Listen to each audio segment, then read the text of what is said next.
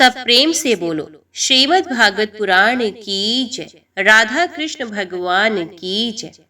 श्री नारद जी ने ध्रुव से कहा, बेटा, तेरी माता सुनीति ने तुझे जो कुछ बताया है वही तेरे लिए परम कल्याण का मार्ग है। भगवान वासुदेव ही वे उपाय हैं, इसलिए तू चित्त लगाकर उन्हीं का भजन कर।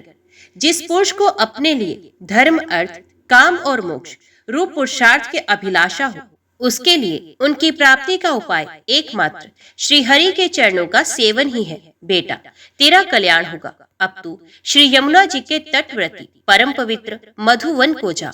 वहाँ श्री हरि का नित्य निवास है। वे श्री कालिंदी के निर्मल जल में तीनों समय स्नान करके नित्य क्रम से निर्वृत्त हो यथाविधि आसन विछाकर स्थिर भाव से बैठना। फिर रेचक, पूरक और कुंभक तीन प्रकार के प्राणायाम से धीरे धीरे प्राण, मन और इंद्रियों के दोषों को दूर कर धैर्य युक्त मन से परम गुरु श्री भगवान का इस प्रकार ध्यान करना। भगवान के नेत्र और मुख निरंतर प्रसन्न रहते हैं। उन्हें देखने से ऐसा मालूम होता है कि वे प्रसन्नता पूर्वक भक्त को वर देने के लिए उदित हुए हैं। उनकी नासिका, भौहें और कपोल बड़े ही सुहावने हैं। वे सभी देवताओं में परम सुंदर है। उनकी तरुण अवस्था है। सभी अंग बड़े सुडोल हैं। लाल लाल होंठ और रत्नारी नेत्र हैं। वे प्रणत जनों को आश्रय देने वाले अपार सुखदायक शरणागत वत्सल और दया के समुद्र हैं। उनके वक्ष स्थल में श्रीवत्स का चिन्ह है। उनका शरीर सजल जलधर के समान श्याम वर्ण है। वे परम पुरुष श्याम सुंदर गले में वनमाला धारण किए हैं और उनकी चार भुजाओं में शंख, चक्र, गदा एवं पद्म सुशोभित हैं। उनके अंग प्रत्यंग किरीट, कुंडल, केयूर और कंकड़ आदि आभूषणों से विभूषित हैं। गला कौस्तुभ मणि की भी शोभा बढ़ा रहा है तथा शरीर में रेशमी पीतांबर है। उनके कट प्रदेश में कांचन की करधनी और चरणों में स्वर्ण में नूपुर सुशोभित है। भगवान का स्वरूप बड़ा ही दर्शनीय, शांत तथा मन और नैनों को आनंदित करने वाला है। जो लोग प्रभु का मानस पूजन करते हैं, उनके अंतकरण में वे हृदय कमल की कर्णिका पर अपने नख मणि मंडित मनोहर पदार बिंदु को स्थापित करके विराजित होते हैं। इस प्रकार धारणा करते करते जब चित्त स्थिर और एकाग्र हो जाए, तब उन वरदायक प्रभु का मन ही मन इस प्रकार ध्यान करे कि वे मेरी और अनुराग भरी दृष्टि से निहारते हुए मंद मंद मुस्कुरा रहे हैं। भगवान की मंगलमय मूर्ति का इस प्रकार निरंतर ध्यान करने से मन शीघ्र ही परम आनंद में डूबकर तल्लीन हो जाता है और फिर वहां से लौटता नहीं। राजकुमार, इस ध्यान के साथ जिस परम गृह मंत्र का जप करना चाहिए वे भी बताता हूँ, सुनो। इसका 7 रात जप करने से मनुष्य आकाश में विचरने वाले सिद्धों का दर्शन कर सकता है। वे मंत्र है, ओम नमो भगवते वासुदेवाय। किस देश और किस काल में कौन वस्तु उपयोगी है, इसका विचार करके बुद्धिमान पुरुष को इस मंत्र के द्वारा तरह तरह की सामग्रियों से भगवान की द्रव्य में पूजा करनी चाहिए। प्रभु का पूजन विशुद्ध जल, पुष्पमाला, जंगली मूल और फल आदि पूजा में विहित दुर्वादी अंकुर, वन में ही प्राप्त होने वाले वल्कल वस्त्र और उनकी प्रेयसी तुलसी से करना चाहिए। यदि शिला आदि की मूर्ति मिल सके तो उसमें, नहीं तो पृथ्वी या जल आदि में ही भगवान की पूजा करें। सर्वदा संयमचित, मननशील, शांत और मौन रहे तथा जंगली फल मूलादि का परिमित आहार करें। इसके सिवा पुण्य कीर्ति श्री हरि अपनी अनवर्चनीय माया के द्वारा अपनी ही इच्छा से अवतार लेकर जो जो मनोहर चित्र करने वाले हैं, उनका मन ही मन चिंतन करता रहे। प्रभु की पूजा के लिए जिन जिन उपचारों का विधान किया गया है, उन्हें मंत्र मूर्ति श्री हरि को 12 अक्षर मंत्र के द्वारा ही अर्पण करें। इस प्रकार जब हृदय स्थित हरि का मन, वाणी और शरीर से भक्ति पूर्वक पूजन किया जाता है, तब वे निश्चल भाव से भलीभांति भजन करने वाले और अपने भक्तों के भाव को बढ़ा देते हैं और उन्हें उनकी इच्छा के अनुसार धर्म, अर्थ, काम अथवा मोक्ष रूप कल्याण प्रदान करते हैं। यदि उपासक को इंद्रिय संबंधी भोगों से वैराग्य हो गया हो, तो वे मोक्ष प्राप्ति के लिए अत्यंत भक्ति पूर्वक अविच्छिन्न भाव से भगवान का भजन करें। श्री नारद जी से इस प्रकार उपदेश पाकर राजकुमार ध्रुव ने परिक्रमा करके उन्हें प्रणाम किया। तदंतर उन्होंने भगवान के चरण चिन्हों से अंकित परम पवित्र मधुवन की यात्रा की। ध्रुव के तपोवन की ओर चले जाने पर नारद जी महाराज उत्तानपाद के महल में पहुंचे। राजा ने उनकी यथोयोग्य उपचारों से पूजा की। तब उन्होंने आराम से आसन पर बैठकर राजा से पूछा, राजन, तुम्हारा मुख सूखा हुआ है, तुम बड़ी देर से किस सोच विचार में पड़े हो? तुम्हारे धर्म, अर्थ और काम में से किसी में कोई कमी तो नहीं आ गई? राजा ने कहा, ब्राह्मण, मैं बड़ा ही स्त्रीण और निर्दयी हूँ। हाय, मैंने अपने 5 वर्ष के नन्हे से बच्चे को उसकी माता के साथ घर से निकाल दिया। मुनिवर, वे बड़ा ही बुद्धिमान था। उसका कमल सम भूख से कुमला गया होगा, वे थककर कहीं रास्ते में पड़ गया होगा। ब्राह्मण, उस असहाय बच्चे को वन में कहीं भेड़िए न खा जाएं। आहो, मैं कैसा स्त्री का गुलाम हूँ, मेरी कुटिलता तो देखिए। वे बालक प्रेम वश मेरी गोद में चढ़ना चाहता था, किंतु मुझ दुष्ट ने उसका तनिक भी आदर नहीं किया। श्री नारद जी ने कहा, राजन, तुम अपने बालक की चिंता मत करो, उसके रक्षक स्वयं भगवान है। तुम्हें उसके प्रभाव का पता नहीं, उसका यश सारे जगत में फैल रहा है। ये बालक बड़ा समर्थ है, जिस काम को बड़े बड़े लोकपाल भी नहीं कर सके, उसे पूरा करके वे शीघ्र ही तुम्हारे पास लौट आएगा। उसके कारण तुम्हारा यश भी बहुत बढ़ेगा। श्री मैत्रेयी जी कहते हैं, देवऋषि नारद जी की बात सुनकर महाराज उत्तानपाद राजपाट की ओर से उदासीन होकर निरंतर पुत्र की ही चिंता में रहने लगे। इधर ध्रुव जी ने मधुवन में पहुंचकर यमुना जी में स्नान किया और उस रात पवित्रता पूर्वक उपवास करके श्री नारायण जी के उपदेश अनुसार एकाग्र चित्त से परम पुरुष श्री नारायण की उपासना आरंभ कर दी। उन्होंने 3 रात्रि के अंतर से शरीर निर्वाह के लिए केवल कैथ और बेर के फल खाकर श्रीहरि की उपासना करते हुए 1 मास व्यतीत किया। दूसरे महीने में उन्होंने 6 दिन के पीछे सूखे घास और पत्ते खाकर भगवान का भजन किया। तीसरा महीना 9 दिन पर केवल जल पीकर समाधि योग से द्वारा श्रीहरि की आराधना करते हुए बिताया। चौथे महीने में उन्होंने श्वास को जीतकर 12 दिन के बाद केवल वायु पीकर ध्यान योग द्वारा भगवान की आराधना की। 5वां मास लगने पर राजकुमार ध्रुव श्वास को जीतकर परब्रह्म का चिंतन करते हुए एक पैर से खंबे के समान निश्चल भाव से खड़े हो गए। उस समय उन्होंने शब्दादि विषयों और इंद्रियों के नियामक अपने मन को सब ओर से खींच लिया तथा हृदय स्थित हरि के स्वरूप का चिंतन करते हुए चित्त को किसी दूसरी ओर ना जाने दिया। जिस समय उन्होंने मेहदादी संपूर्ण तत्वों के आधार तथा प्रकृति और पुरुष के भी अधीश्वर परब्रह्म की धारणा की, उस समय उनके तेज को ना सहन सकने के कारण तीनों लोग कांप गए। जब राजकुमार ध्रुव एक पैर से खड़े हुए तब उनके अंगूठे से दबकर आधी पृथ्वी इस प्रकार झुक गई जैसे किसी गजराज के चढ़ जाने पर नाव झुक गई हो। जैसे किसी गजराज के चढ़ जाने पर पद पद पर दाएं बाएं और डगमगाने लगती है। ध्रुव जी अपने इंद्रिय द्वार तथा प्राणों को रोककर अनन्य बुद्धि से विश्वात्मा श्रीहरि का ध्यान करने लगे। इस प्रकार उनकी समष्टि प्राण से अभिन्नता हो जाने के कारण सभी जीवों का श्वास प्रश्वास रुक गया। इसे समस्त लोक और लोकपालों को बड़ी पीड़ा हुई और वे सब घबराकर श्रीहरि की शरण में गए। देवताओं ने कहा, भगवान, समस्त स्थावर जंगम जीवों के शरीरों का प्राण एक साथ ही रुक गया है। ऐसा तो हमने पहले कभी अनुभव नहीं किया। अब शरणागतों की रक्षा करने वाले हैं, अपनी शरण में आए हुए हम लोगों को इस दुख से छुड़ाएं। श्री भगवान ने कहा, देवताओं, तुम डरो मत। उत्तानपाद के पुत्र ध्रुव ने अपने चित्त को मुझ विश्वात्मा में लीन कर दिया है। इस समय मेरे साथ उसकी अभेद धारणा सिद्ध हो गई है। इसी से उसके प्राण निरोध से तुम सबका प्राण भी रुक गया है। अब तुम अपने अपने लोगों को जाओ, मैं उस बालक को इस दुष्कर तप से निवृत्त कर दूंगा।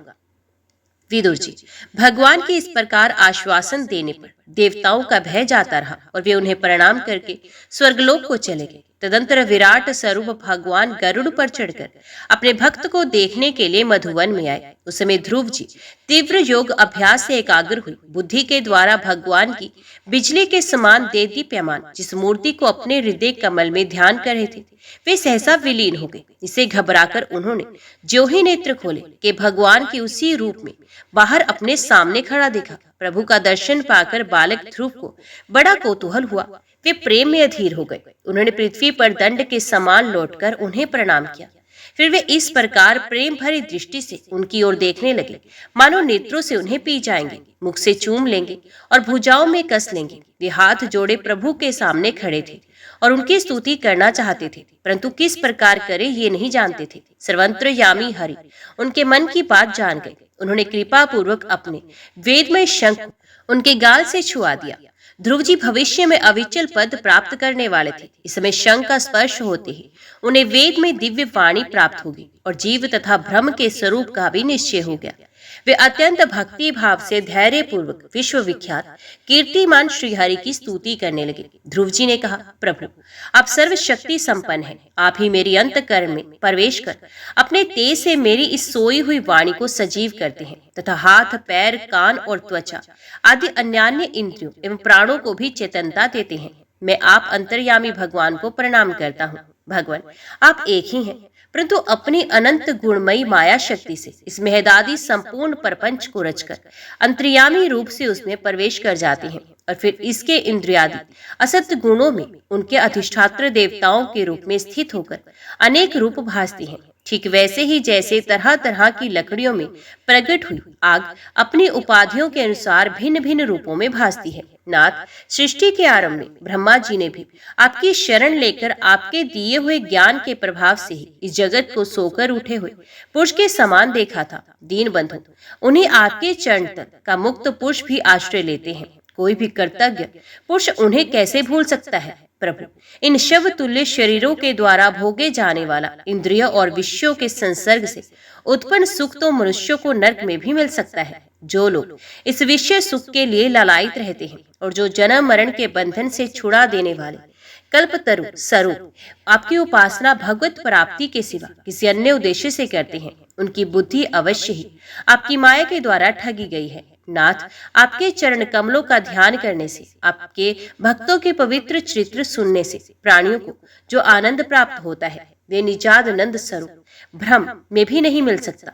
फिर जिन्हें काल की तलवार काटे डालती है उन स्वर्गीय विमानों से गिरने वाले पुरुषों को तो वे सुख मिल ही कैसे सकता है। अनंत परमात्मा, मुझे तो आप उन विशुद्ध हृदय महात्मा भक्तों का संग दीजिए जिनका आप में अविच्छिन्न व्यक्ति भाव है। उनके संग से मैं आपके गुणों और लीलाओं की कथा सुधा को पी पी कर उन्मत्त हो जाऊंगा और सहज ही इस अनेक प्रकार के दुखों से पूर्ण भयंकर संसार सागर के उस पार हो जाऊंगा। कमलनाथ प्रभु, जिनका चित्त आपके चरण कमल की सुगंध से लुभाया है, उन महानुभावों का जो लोग संग करते हैं वे अपने इस अत्यंत प्रिय शरीर और इसके संबंधी पुत्र, मित्र, ग्रह और स्त्री आदि की सुध भी नहीं करते। अजन्मा परमेश्वर, मैं तो पशु, वृक्ष, पर्वत, पक्षी, सरीसृप, देवता, दैत्य और मनुष्य आदि से परिपूर्ण तथा महदादि अनेकों कारणों से संपादित आपके इस सदसद्मात्मक स्थूल विश्व रूप को ही जानता हूँ। इससे परे जो आपका परम स्वरूप है जिसमें वाणी की गति नहीं, उसका मुझे पता नहीं। भगवान, कल्प का अंत होने पर योग निद्रा में स्थित जो परम पुरुष इस संपूर्ण विश्व को अपने उदर में लीन करके शेष जी के साथ उन्हीं की गोद में शयन करते हैं तथा जिनके नाभि समुद्र से प्रकट हुए सर्वलोक में स्वर्ण वर्ण कमल से परम तेजो में ब्रह्मा जी उत्पन्न हुए हैं, वे भगवान आप ही हैं। मैं आपको प्रणाम करता हूँ। प्रभु, आप अपनी अखंड चिन्मय दृष्टि से बुद्धि की सभी अवस्थाओं के साक्षी हैं तथा नित्य मुक्त शुद्ध सत्व में सर्वज्ञ परमात्म स्वरूप निर्विकार आदि पुरुष षडाश्रय संपन्न एवं तीनों गुणों के अधीश्वर हैं। आप जीव से सर्वथा भिन्न हैं तथा संसार की स्थिति के लिए यज्ञ अधिष्ठाता विष्णु रूप से विराजमान है। आपसे ही विद्या, अविद्या आदि विरुद्ध गतियों वाली अनेकों शक्तियां धारावाहिक रूप से निरंतर प्रकट होती रहती हैं। आप जगत के कारण अखंड, अनादि, अनंत आनंद में निर्विकार ब्रह्म स्वरूप हैं। मैं आपकी शरण में हूँ। भगवान, आप परमानंद मूर्ति हैं। जो लोग ऐसा समझकर निष्काम भाव से आपका निरंतर भजन करते रहते हैं, उनके लिए राज्य आदि भोगों की अपेक्षा आपके चरण कमलों की प्राप्ति ही भजन का सच्चा फल है। स्वामी, यद्यपि बात ऐसी ही है तो भी गौ जैसे अपने तुरंत के जन्मे हुए बछड़े को दूध पिलाती और व्यग्र आदि से बचाती रहती है, उसी प्रकार आप भी भक्तों पर कृपा करने के लिए निरंतर विकल रहने के कारण हम जैसे सकाम जीवों की भी कामना पूर्ण करते उनकी संसार भय से रक्षा करते रहते हैं। विदुर जी, जब शुभ संकल्प वाले मूर्तिमान ध्रुव जी ने इस प्रकार स्तुति की तब भक्त वत्सल भगवान उनकी प्रशंसा करते हुए कहने लगे, उत्तम व्रत का पालन करने वाले राजकुमार, मैं तेरे हृदय का संकल्प जानता हूँ। यद्यपि उस पद का प्राप्त होना बहुत कठिन है तो भी मैं तुझे वे देता हूँ, तेरा कल्याण हो। भद्र, जिस तेजो में अविनाशी लोक को आज तक किसी ने प्राप्त नहीं किया, जिसके चारों ओर ग्रह नक्षत्र और तारागण ज्योतिष चक्र उसी प्रकार चक्र काटता रहता है, जिस प्रकार मेड़ी के चारों ओर दवरी के बैल घूमते रहते हैं, अवांतर कल्प पर्यंत रहने वाले अन्य लोगों का नाश हो जाने पर भी जो स्थिर रहता है, तथा तारागण के सहित धर्म, अग्नि, कश्यप और शुक्र आदि नक्षत्र एवं सप्तऋषिगण जिसकी प्रदक्षिणा किया करते हैं, वे ध्रुव लोक मैं तुझे देता हूँ। यहाँ भी जब तेरे पिता तुझे राज सिंहासन देकर वन को चले जाएंगे, तब तू 36,000 वर्ष तक धर्म पूर्वक पृथ्वी का पालन करेगा। तेरी इंद्रियों की शक्ति ज्यों की त्यों बनी रहेगी। आगे चलकर किसी समय तेरा भाई उत्तम शिकार खेलता हुआ मारा जाएगा, तब उसकी माता सुरुचि पुत्र प्रेम में पागल होकर उसे वन में खोजती हुई दावानल में प्रवेश कर जाएगी। यज्ञ मेरी प्रिय मूर्ति है, तू अनेकों बड़ी बड़ी दक्षिणाओं वाले यज्ञों के द्वारा मेरा यजन करेगा तथा यहाँ उत्तम उत्तम भोग भोग कर अंत में मेरा ही स्मरण करेगा। इससे तू अंत में संपूर्ण लोकों के वंदनीय और सप्तऋषियों से भी ऊपर मेरे निज धाम को जाएगा। वहां पहुंच जाने पर फिर संसार में लौटकर नहीं आना होता। बालक ध्रुव से इस प्रकार पूजित हो और उसे अपना पद प्रदान कर भगवान श्री गरुड़ ध्वज उसके देखते ही देखते अपने लोक को चले गए। प्रभु की चरण सेवा से संकल्पित वस्तु प्राप्त हो जाने के कारण यद्यपि ध्रुव जी का संकल्प तो निर्वृत्त हो गया, किंतु उनका चित्त विशेष प्रसन्न नहीं हुआ। फिर वे अपने नगर को लौट गए। विदुर जी ने पूछा, ब्राह्मण, मायापति श्रीहरि का परम पद तो अत्यंत दुर्लभ है और मिलता भी उनके चरण कमलों की उपासना से है। ध्रुव जी भी सारा सार का पूर्ण विवेक रखते थे, फिर एक ही जन्म में उस परम पद को पा लेने पर भी उन्होंने अपने को अकृतार्थ क्यों समझा? श्री मैत्रेय जी ने कहा, ध्रुव जी का हृदय अपनी सौतेली माता की वाग्बाणों से बिंध गया था तथा वर मांगने के समय भी उन्हें उनका स्मरण बना हुआ था। इसी से उन्होंने मुक्तिदाता श्रीहरि से मुक्ति नहीं मांगी। अब जब भगवत दर्शन से वे मनोमालिन्य दूर हो गया, तो उन्हें अपनी इस भूल के लिए पश्चाताप हुआ। ध्रुव जी मन ही मन कहने लगे, अहो सनकादि उधर व्रेता सिद्ध भी जिन्हें समाधि द्वारा अनेकों जन्मों में प्राप्त कर पाते हैं, उन भगवत चरणों की छाया को मैंने 6 महीने में ही पा लिया, किंतु चित्त में दूसरी वासना रहने के कारण मैं फिर उनसे दूर हो गया। अहो मुझ मंदभाग्य की मूर्खता तो देखो, मैंने संसार पाश को काटने वाले प्रभु के पाद पद्मों में पहुंचकर भी उनसे नाशवान वस्तु की ही याचना की। देवताओं को स्वर्ग भोग के पश्चात फिर नीचे गिरना होता है, इसलिए वे मेरी भगवत प्राप्ति स्वरूप उच्च स्थिति को सहन नहीं कर सके, अतः उन्होंने ही मेरी बुद्धि को नष्ट कर दिया। तभी तो मुझ दुष्ट ने नारद जी की यथार्थ बात भी स्वीकार नहीं की। यद्यपि संसार में आत्मा के सिवा दूसरा कोई भी नहीं, तथापि सोया हुआ मनुष्य जैसे स्वप्न में अपने ही कल्पना किए हुए व्यग्र आदि से डरता है, उसी प्रकार मैंने भी भगवान की माया से मोहित होकर भाई को ही शत्रु मान लिया और व्यर्थ ही द्वेष रूप हार्दिक रोग से जलने लगा। जिन्हें प्रसन्न करना अत्यंत कठिन है, उन्हीं विश्वात्मा श्री हरि को तपस्या द्वारा प्रसन्न करके मैंने जो कुछ मांगा वे सब व्यर्थ है। ठीक उसी तरह जैसे गतायु पुरुष के लिए चिकित्सा व्यर्थ होती है। ओह मैं बड़ा भाग्यहीन हूँ। संसार बंधन का नाश करने वाले प्रभु से मैंने संसार ही मांगा। मैं बड़ा ही पुण्यहीन हूँ। जिस प्रकार कोई कंगला किसी चक्रवर्ती सम्राट को प्रसन्न करके उससे तुष्य सहित चावलों की कनी मांगे, उसी प्रकार मैंने भी आत्म आनंद प्रदान करने वाले श्रीहरि से मूर्खतावश व्यर्थ का अभिमान बढ़ाने वाले उच्च पद आदि की ही मांग की। श्री मैत्रेय जी कहते हैं, तात तुम्हारी तरह जो लोग श्री मुकुंद पादार विंद मकरंद के ही मधुकर हैं, जो निरंतर प्रभु की चरण रज का ही सेवन करते और जिनका मन अपने आप आई हुई सभी परिस्थितियों में संतुष्ट रहता है, वे भगवान से उनकी सेवा के सिवा अपने लिए और कोई भी पदार्थ नहीं मांगते। इधर जब राजा उत्तानपाद ने सुना कि उनका पुत्र ध्रुव घर लौट रहा है, तो उन्हें इस बात पर वैसे ही विश्वास नहीं हुआ जैसे कोई किसी के यमलोक से लौटने की बात पर विश्वास न करे। उन्होंने ये सोचा कि मुझ अभागे का ऐसा भाग्य कहा, परंतु फिर उन्हें देवऋषि नारद की बात याद आ गई। इससे उनका इस बात में विश्वास हो गया।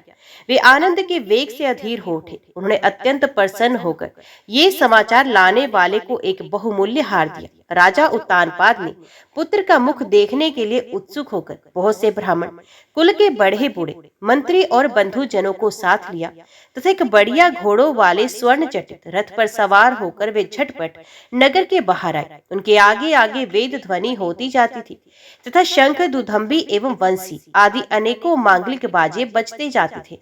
उनकी दोनों रानियां सुनीति और सुरुचि भी स्वर्ण में आभूषणों से विभूषित होकर राजकुमार उत्तम के साथ पालकियों पर चढ़कर चल रही थी। ध्रुव जी उपवन के पास आ पहुंचे। उन्हें देखते ही महाराज उत्तानपाद तुरंत रथ से उतर पड़े। पुत्र को देखने के लिए वे बहुत दिनों से उत्कंठित हो रहे थे। उन्होंने झटपट आगे बढ़कर प्रेमातुर हो लंबी लंबी सांसें लेते हुए ध्रुव को भुजाओं में भर लिया। अब ये पहले के ध्रुव नहीं थे। प्रभु के परम पुनीत पाद पद्मों का स्पर्श होने से इनके समस्त पाप बंधन कट गए थे। राजा उत्तानपाद की एक बहुत बड़ी कामना पूर्ण हो गई। उन्होंने बार बार पुत्र का सर सूंघा और आनंद तथा प्रेम के कारण निकलने वाले ठंडे ठंडे आंसुओं से उन्हें नहला दिया। तदंतर सज्जनों में अग्रगण्य ध्रुव जी ने पिता के चरणों में प्रणाम किया और उनसे आशीर्वाद प्राप्त कर कुशल प्रसन्न आदि से सम्मानित हो दोनों माताओं को प्रणाम किया। छोटी माता सुरुचि ने अपने चरणों पर झुके हुए बालक ध्रुव को उठाकर हृदय से लगाया और अश्रु गदगद वाणी से चिरंजीवी रहो ऐसा आशीर्वाद दिया। जिस प्रकार जल स्वयं ही नीचे की ओर बहने लगता है, उसी प्रकार मैत्री आदि गुणों के कारण जिस पर श्री भगवान प्रसन्न हो जाते हैं उसके आगे सभी जीव झुक जाते हैं। इधर उत्तम और ध्रुव दोनों ही प्रेम से विवल होकर मिले। एक दूसरे के अंगों का स्पर्श पाकर उन दोनों के ही शरीर में रोमांच हुआ तथा नेत्रों से बार बार आंसू की धारा बहने लगी। ध्रुव की माता सुनीति अपने प्राणों से भी प्यारे पुत्र को गले लगाकर सारा संताप भूल गई। उसके सुकुमार अंगों के स्पर्श से उसे बड़ा ही आनंद प्राप्त हुआ। वीरवर विदुर जी वीर माता सुनीति के स्तन उसके नेत्रों से झरते हुए मंगल में आनंद अश्रुओं से भीग गए और उनसे बार बार दूध बहने लगा। उस समय पूर्ववासी लोग उनकी प्रशंसा करते हुए कहने लगे, महारानी आपका लाल बहुत दिनों से खोया हुआ था, सौभाग्यवश अब वे लौट आया।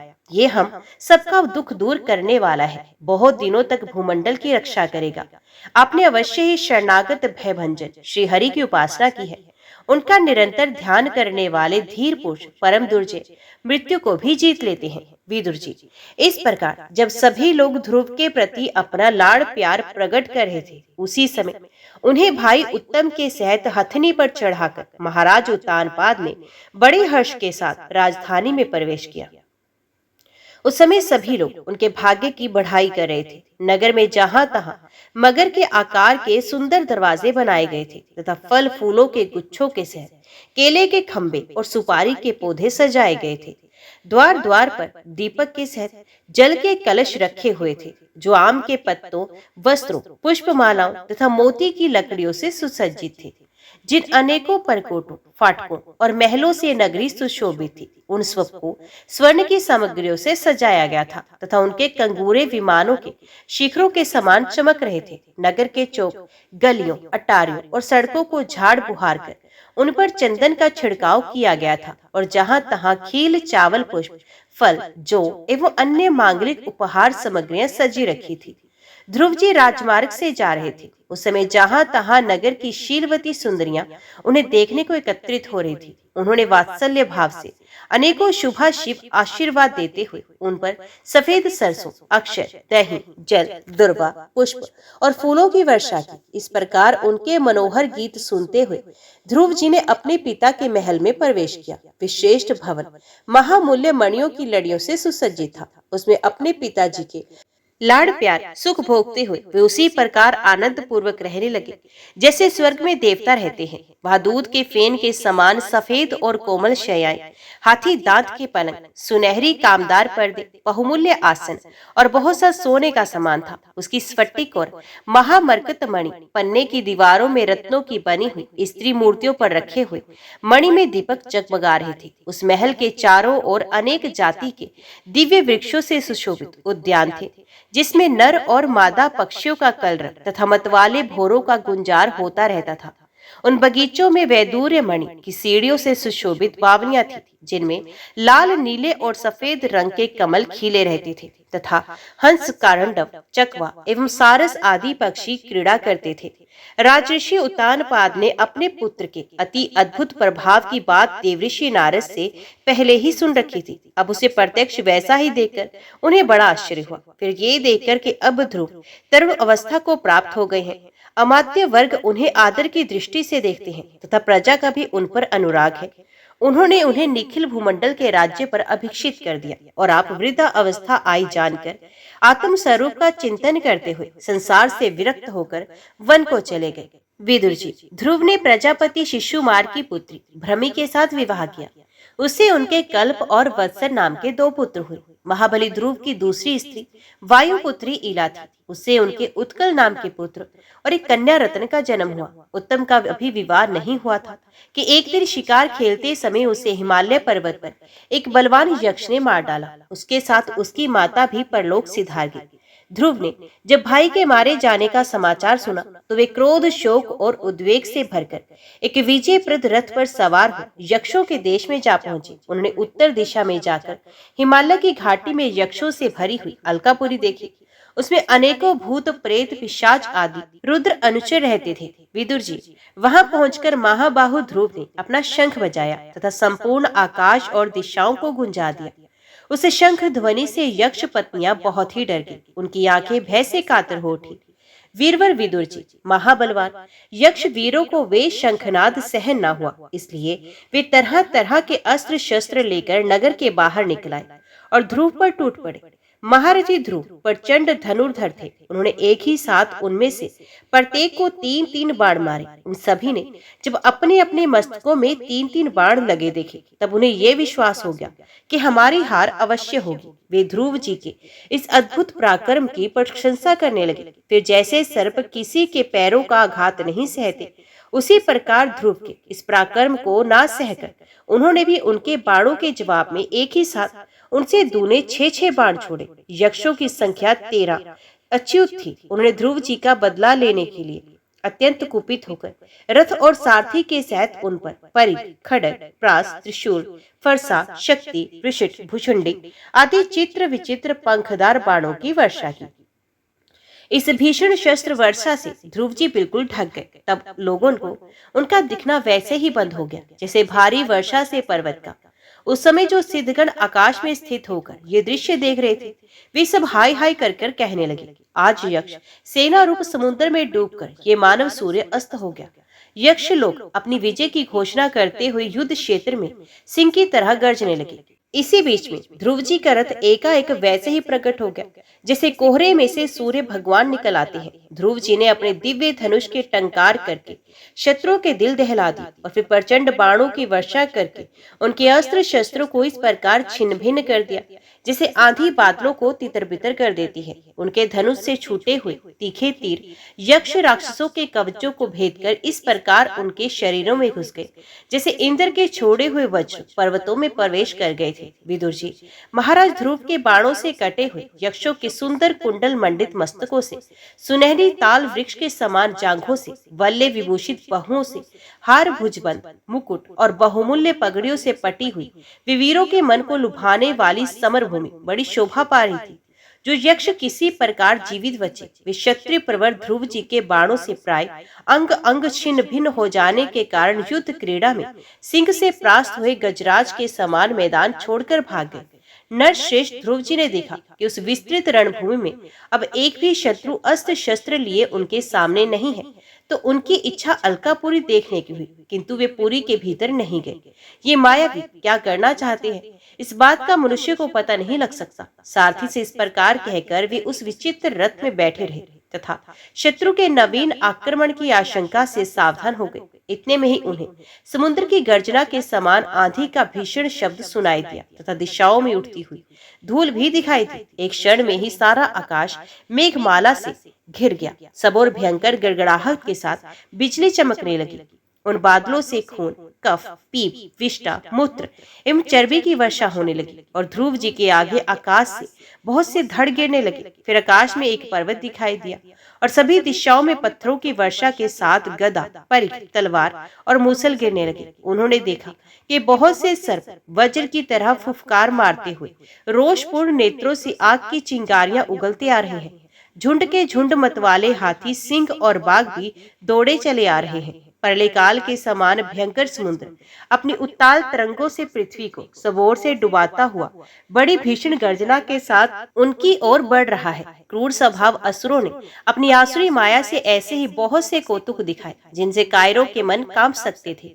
ध्रुव जी पर असुरों ने अपनी दुस्तर माया फैलाई है। ये सुनकर वहां कुछ मुनियों ने आकर उनके लिए मंगल कामना की। मुनियों ने कहा, उत्तान पाद नंदन ध्रुव, शरणागत भय भंजन सारंग पाणी भगवान नारायण तुम्हारे शत्रु का संहार करे।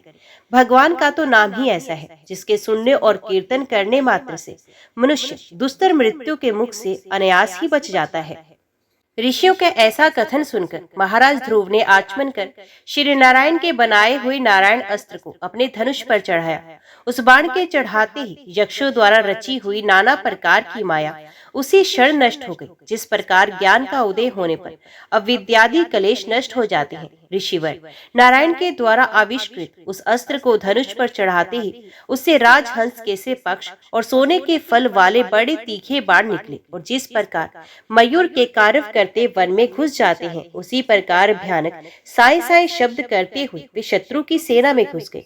उन तीखी धार वाले बाणों ने शत्रु को बेचैन कर दिया। तब उस रणांगण में अनेकों यक्षों ने अत्यंत कुपित होकर अपने अस्त्र शस्त्र संभाले और जिस प्रकार गरुड़ के छेड़ने से बड़े बड़े सर्प फन उठाकर उनकी ओर दौड़ते हैं, उसी प्रकार वे इधर उधर से ध्रुव जी पर टूट पड़े। उन्हें सामने आते देख ध्रुव जी ने अपने बाणों द्वारा उनकी भुजाएं, जांघें, कंधे और उदर आदि अंग प्रत्यंगों को छिन्न भिन्न कर उन्हें उस सर्वश्रेष्ठ लोक सत्यलोक में भेज दिया जिसमें उद्धव रेता मुनिगण सूर्य मंडल का भेदन करके जाते हैं। अब उनके पितामह स्वयंभू मनु ने देखा कि विचित्र रथ पर चढ़े हुए ध्रुव अनेकों निरपराध यक्षों को मार रहे हैं, तो उन्हें उन पर बहुत दया आई। वे बहुत से ऋषियों को साथ लेकर वहां आए और अपने पौत्र ध्रुव को समझाने लगे। मनु जी ने कहा, बेटा बस बस, अधिक क्रोध करना ठीक नहीं, ये पापी नरक का द्वार है। इसी के वशीभूत होकर तुमने इन निरपराध यक्षों का वध किया है। तात, तुम तो निर्दोष यक्षों का संहार कर रहे हो। ये हमारे कुल के योग्य कर्म नहीं है। साधु पुरुष इसकी बड़ी निंदा करते हैं। बेटा, तुम्हारा अपने भाई पर अनुराग था, ये तो ठीक है, परंतु देखो उसके वध से संतप्त होकर तुमने एक यक्ष के अपराध करने पर संगवश कित्तों की हत्या कर डाली। इस जड़ शरीर को ही आत्मा मानकर इसके लिए पशुओं की भांति प्राणियों की हिंसा करना, ये भगवत सेवी साधु जनों का मार्ग नहीं। प्रभु की आराधना करना बड़ा कठिन है, परंतु तुमने तो लड़कपन में ही संपूर्ण भूतों के आश्रय स्थान श्री हरि की सर्वभूत आत्मा भाव से आराधना करके उनका परम पद प्राप्त कर लिया है। तुम्हें तो प्रभु भी अपना प्रिय भक्त समझते हैं तथा भक्त जन भी तुम्हारा आदर करते हैं। तुम साधु जनों के पथ पर दर्शक हो, फिर भी तुमने ऐसा निंदनीय कर्म कैसे किया? सर्वात्मा श्री हरि तो अपने से बड़े पुरुषों के प्रति सहनशीलता, छोटों के प्रति दया, बराबर वालों के साथ मित्रता और समस्त जीवों के साथ समता का बर्ताव करने से ही प्रसन्न होते हैं। और प्रभु के प्रसन्न हो जाने पर पुरुष प्राकृतिक गुण एवं उनके कार्य रूप लिंग शरीर से छूटकर परम आनंद स्वरूप ब्रह्मपद प्राप्त कर लेता है। बेटा ध्रुव, देहादि के रूप में परिणित हुए पंचभूतों से स्त्री पुरुष का आविर्भाव होता है और फिर उनके पारस्परिक समागम से दूसरे स्त्री पुरुष उत्पन्न होते हैं। ध्रुव, इस प्रकार भगवान की माया से सत्वादी गुणों में न्यूनाधिक भाव होने से ही जैसे भूतों द्वारा शरीरों की रचना होती है, वैसे ही उनकी स्थिति और प्रलय भी होते हैं। पुरुष श्रेष्ठ निर्गुण परमात्मा तो इनमें केवल निमित्त मात्र है। इसके आश्रय से ये कार्य कारणात्मक जगत उसी प्रकार भ्रमता रहता है जैसे चुंबक के आश्रय से लोहा। काल शक्ति के द्वारा सत्व आदि गुणों में शोभ होने से लीला में भगवान की शक्ति भी सृष्टि आदि के रूप में विभक्त हो जाती है। अतः भगवान अकर्ता होकर भी जगत की रचना करते हैं और संहार करने वाले ना होकर भी इसका संहार करते हैं। सचमुच उन अनंत प्रभु की लीला सर्वथा अचिंतनीय है। ध्रुव, वे काल स्वरूप अव्यय परमात्मा ही स्वयं अंत रहित होकर भी जगत का अंत करने वाले हैं तथा अनादि होकर भी सबके आदि करते हैं। वे ही एक जीव से दूसरे जीव को उत्पन्न कर संसार की सृष्टि करते हैं तथा मृत्यु के द्वारा मारने वालों को भी मरवाकर उसका संहार करते हैं। वे काल भगवान संपूर्ण सृष्टि में समान रूप से अनुप्रविष्ट हैं। उनका ना तो कोई मित्र पक्ष है ना शत्रु पक्ष। जैसे वायु के चलने पर धूल उसके साथ साथ उड़ती है, उसी प्रकार समस्त जीव अपने अपने कर्मों के अधीन होकर काल की गति का अनुसरण करते हैं। अपने अपने कर्म अनुसार सुख दुख आदि फल भोगते हैं। सर्वसमर्थ श्री हरि कर्म बंधन में बंधे हुए जीव की आयु की वृद्धि और क्षय का विधान करते हैं, परंतु वे स्वयं इन दोनों से रहित और अपने स्वरूप में स्थित है। राजन, इन परमात्मा को ही मीमांसक लोग कर्म, चरवाक, स्वभाव, वैशेषिक, मतालंबी, काल, ज्योतिषी दैव और काम शास्त्री काम कहते हैं। वे किसी भी इंद्रिय या प्रमाण के विषय नहीं है। महदादी अनेक शक्तियां भी उन्हीं से प्रकट हुई हैं। वे क्या करना चाहते हैं, इस बात को भी संसार में कोई नहीं जानता। फिर अपने मूल कारण उन प्रभु को तो जान ही कौन सकता है। बेटा, ये कुबेर के अनुचर तुम्हारे भाई को मारने वाले नहीं हैं, क्योंकि मनुष्य के जन्म मरण का वास्तविक कारण तो ईश्वर है। एकमात्र वही संसार का रचता, पालता और नष्ट करता है, किंतु अहंकार शून्य होने के कारण इसके गुण और कर्मों से वे सदा निर्लेप रहता है। संपूर्ण प्राणियों के अंतरात्मा, नियंता और रक्षा करने वाले प्रभु ही अपनी माया शक्ति से युक्त होकर समस्त जीवों का सृजन, पालन और संहार करते हैं।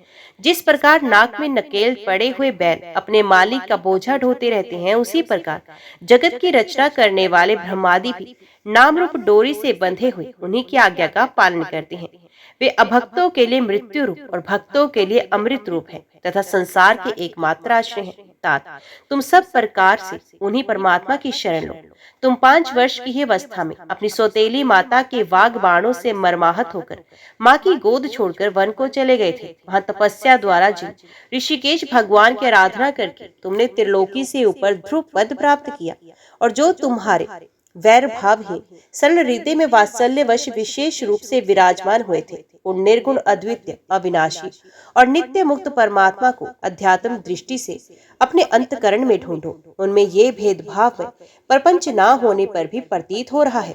ऐसा करने से सर्वशक्ति संपन्न परम आनंद स्वरूप सर्वंतर्यामी भगवान अनंत में तुम्हारी सुदृढ़ भक्ति होगी, और उसके प्रभाव से तो मैं मेरेपन के रूप में दृढ़ हुई अविद्या की गांठ को काट डालोगे। राजन, जिस प्रकार औषधि से रोग शांत किया जाता है, उसी प्रकार मैंने तुम्हें जो कुछ उपदेश किया है उस पर विचार करके अपने क्रोध को शांत करो। क्रोध कल्याण मार्ग का बड़ा ही विरोधी है। भगवान तुम्हारा मंगल करे। क्रोध के वशीभूत हुए पुरुष से सभी लोगों को बड़ा भय होता है। इसलिए जो बुद्धिमान पुरुष ऐसा चाहता है कि मुझसे किसी भी प्राणी को भय ना हो और मुझे भी किसी से भय ना हो, उसे क्रोध के वश में कभी नहीं होना चाहिए। तुमने जो ये समझकर कि ये मेरे भाई के मारने वाले हैं, इतने यक्षों का संहार किया, इसे तुम्हारे द्वारा भगवान शंकर के सखा कुबेर जी का बड़ा अपराध हुआ है। इसलिए बेटा, जब तक कि महापुरुषों का तेज हमारे कुल को आक्रांत नहीं कर लेता, इसके पहले ही विनम्र भाषण और विनय के द्वारा शीघ्र ही उन्हें प्रसन्न कर लो। इस प्रकार स्वयंभू मनु ने अपने पौत्र ध्रुव जी को शिक्षा दी। तब ध्रुव जी ने उन्हें प्रणाम किया। इसके पश्चात वे महर्षियों के सहित अपने लोक को चले गए। विदुर जी, ध्रुव का क्रोध शांत हो गया है और वे यक्षों के वध से निर्वृत्त हो गए हैं। ये जानकर भगवान कुबेर वहां आए। उस समय यक्ष, चानर और किन्नर लोग उनकी स्तुति कर रहे थे। उन्हें देखते ही ध्रुव जी हाथ जोड़कर खड़े हो गए। तब कुबेर ने कहा, शुद्ध हृदय क्षत्रिय कुमार, तुमने अपने दादा के उपदेश से ऐसा दुस्सह्य वैर त्याग कर दिया, इससे मैं तुम पर बहुत प्रसन्न हूँ। वास्तव में न तुमने यक्षों को मारा, न यक्षों ने तुम्हारे भाई को। समस्त जीवों की उत्पत्ति और विनाश का कारण तो एकमात्र काल ही है। ये मैं तू आदि मिथ्या बुद्धि तो जीव को अज्ञानवश स्वप्न के समान शरीर आदि को ही आत्मा मानने से उत्पन्न होती है। इसी से मनुष्य को बंधन एवं दुखादि विपरीत अवस्थाओं को प्राप्ति होती है। ध्रुव, अब तुम जाओ, भगवान तुम्हारा मंगल करे। तुम संसार पास से मुक्त होने के लिए सब जीवों में समदृष्टि रखकर सर्वभूतात्मा भगवान श्री हरि का भजन करो। वे संसार पाश का छेदन करने वाले हैं, तो संसार की उत्पत्ति आदि के लिए अपनी त्रिगुणात्मिक माया शक्ति से युक्त होकर भी वास्तव में उससे रहते हैं। उनके चरण कमल ही सबके लिए भजन करने योग्य है। प्रियवर, हमने सुना है तुम सर्वदा भगवान कमलनाभ के चरण कमलों के समीप रहने वाले हो, इसलिए तुम अवश्य ही वर पाने योग्य हो। ध्रुव, तुम्हें जिस वर की इच्छा हो मुझसे निसंकोच एवं निशंक होकर मांग लो। विदुर जी, यक्षराज कुबेर ने जब इस प्रकार वर मांगने के लिए आग्रह किया, तब महाभागवत महामती ध्रुव जी ने उनसे यही मांगा कि मुझे श्रीहरि की अखंड स्मृति बनी रहे, जिससे मनुष्य सहज ही दुस्तर संसार सागर को पार कर जाता है। इडविडा के पुत्र कुबेर जी ने बड़े प्रसन्न मन से उन्हें भगत स्मृति प्रदान की। फिर उनके देखते ही देखते वे अंतर ध्यान हो गए। इसके पश्चात ध्रुव जी भी अपने राजधानी को लौटाए। वह रहते हुए उन्होंने बड़ी बड़ी दक्षिणा वाले यज्ञों से भगवान यज्ञ पुरुष की आराधना की। भगवान ही द्रव्य, क्रिया और देवता संबंधी समस्त कर्म और उसके फल है, तथा वे ही कर्म फल के दाता भी हैं। सर्वात्मा श्री अच्युत में प्रबल वेग युक्त भक्ति भाव रखते हुए ध्रुव जी अपने में और समस्त प्राणियों में सर्वव्यापक श्रीहरि को ही विराजमान देखने लगे। ध्रुव जी बड़े ही शील संपन्न, ब्राह्मण भक्त, दीन वत्सल और धर्म मर्यादा के रक्षक थे।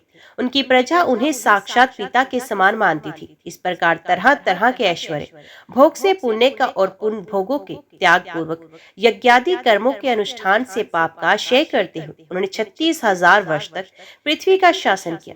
जितेंद्रिय महात्मा ध्रुव ने इसी तरह अर्थ, धर्म और काम के संपादन में बहुत से वर्ष बिताकर अपने पुत्र उत्कल को राज्य सिंहासन सौंप दिया। इस संपूर्ण दृश्य प्रपंच को अविद्या रचित स्वप्न और गंधर्व नगर के समान माया से अपने में ही कल्पित मानकर और ये समझकर कि शरीर, स्त्री, पुत्र, मित्र, सेना, भरा पूरा खजाना, जनाने महल, सुर में विहार भूमि और समुद्र पर्यंत भूमंडल का राज्य, ये सभी काल के गाल में पड़े हुए हैं। वे बद्री का आश्रम को चले गए। वहां उन्होंने पवित्र जल में स्नान कर इंद्र को विशुद्ध शांत किया। फिर स्थिर आसन से बैठकर प्राणायाम द्वारा वायु को वश में किया। तदनंतर मन के द्वारा इंद्रियों को बाहरी विषयों से हटाकर मन को भगवान के स्थूल विराट स्वरूप में स्थित कर दिया। उसी विराट स्वरूप का चिंतन करते करते अंत में ध्याता और ध्येय के भेद से शून्य निर्विकल्प समाधि में लीन हो गए। उस अवस्था में विराट का भी परित्याग कर दिया गया। इस प्रकार भगवान श्री हरि के प्रति निरंतर भक्ति भाव का प्रवाह चलते रहने से उनके नेत्रों में बार बार आनंद अश्रु की बारिश आ जाती थी। इससे उनका हृदय द्रवीभूत हो गया और शरीर में रोमांच हुआ। फिर देह अभिमान गलित हो जाने से उन्हें मैं ध्रुव हूँ इसकी स्मृति भी नहीं रही। इसी समय ध्रुव जी ने आकाश से एक बड़ा ही सुंदर विमान उतरते हुए देखा। वे अपने प्रकाश से 10 दिशाओं को आलोकित कर रहा था, मानो पूर्णिमा का चंद्र ही उदय हो रहा हो। उसमें 2 श्रेष्ठ पार्षद गदाओं का सहारा लिए खड़े थे। उनके 4 भुजाएं, सुंदर श्याम शरीर था, किशोर अवस्था थी और अरुण कमल के समान नेत्र थे। वे सुंदर वस्त्र, किरीट, हार, भुजबंद और अति मनोहर कुंडल धारण किए थे। उन्हें पुण्य श्लोक श्रीहरि के सेवक जान ध्रुव जी हड़बड़ाहट में पूजा आदि का क्रम भूलकर सहसा उठकर खड़े हो गए और ये भगवान के पार्षदों में प्रधान है ऐसा समझकर उन्होंने श्री मधुसूदन के नामों का कीर्तन करते हुए उन्हें हाथ जोड़कर प्रणाम किया। ध्रुव जी का मन भगवान के चरण कमलों में तलीन हो गया और वे हाथ जोड़कर बड़ी नम्रता से सर नीचा किए खड़े रह गए। तब श्री हरि के प्रिय पार्षद सुनंद और नंद ने उनके पास जाकर मुस्कुराते हुए कहा, राजन, आपका कल्याण हो। आप सावधान होकर हमारी बात सुनिए। आपने 5 वर्ष की अवस्था में ही तपस्या करके सर्वेश्वर भगवान को प्रसन्न कर लिया था। हम उन्हीं निखिल जगन्यंता सारंग पाणी भगवान विष्णु के सेवक हैं और आपको भगवान के धाम में ले जाने के लिए यहाँ आए हैं। आपने अपनी भक्ति के प्रभाव से विष्णु लोक का अधिकार प्राप्त किया है, जो औरों के लिए बड़ा दुर्लभ है। परम ज्ञानी सप्तऋषि भी वहां तक नहीं पहुंच सके। वे नीचे से केवल उसे देखते रहते हैं। सूर्य और चंद्रमा आदि ग्रह, नक्षत्र एवं तारागण भी उसकी प्रदक्षिणा करते हैं। चलिए, आप उसी विष्णु धाम में निवास कीजिए। प्रियवर, आज तक आपके पूर्वज तथा कोई भी उस पद पर कभी नहीं पहुंच सके। भगवान विष्णु का परम धाम सारे संसार में वंदनीय है। अब वहां चलकर विराजमान हो। आयुष्मान, ये श्रेष्ठ विमान पुण्य श्लोक शिखामणि श्री हरि ने आपके लिए भेजा है। आप इस पर चढ़ने योग्य हैं। श्री मैत्रेयी जी कहते हैं, भगवान के प्रमुख पार्षदों के ये अमृतमय वचन सुनकर परम भागवत ध्रुव जी ने स्नान किया। फिर संध्या वंदनादि नित्य क्रम से निवृत्त हो मांगलिक अलंकार आदि धारण किए। बद्री का आश्रम में रहने वाले मुनियों को प्रणाम करके उनका आशीर्वाद लिया। इसके बाद उस श्रेष्ठ विमान की पूजा और प्रदक्षिणा की और पार्षदों को प्रणाम कर स्वर्ण के समान कांतिमन दिव्य रूप धारण कर उस पर चढ़ने को तैयार हुए।